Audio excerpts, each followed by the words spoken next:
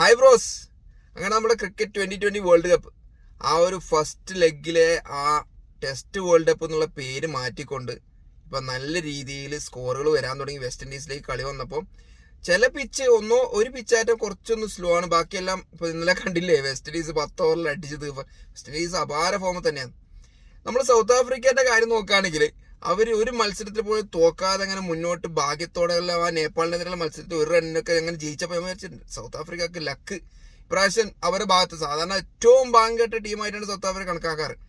എന്നാൽ ഇത് വലിയൊരു ട്വിസ്റ്റ് ഇന്നലത്തെ ആ വെസ്റ്റ് ഇൻഡീസിന്റെ കളിയുടെ ശേഷം വന്നിട്ടുണ്ട്. വെസ്റ്റ് ഇൻഡീസിന്റെ റൺ റേറ്റ് ആണെങ്കിൽ ഏറ്റവും ടോപ്പ് റൺ റേറ്റ് ആണ് ഇന്ന് ആ മറ്റേ USA ജയിച്ചതിന് ശേഷം.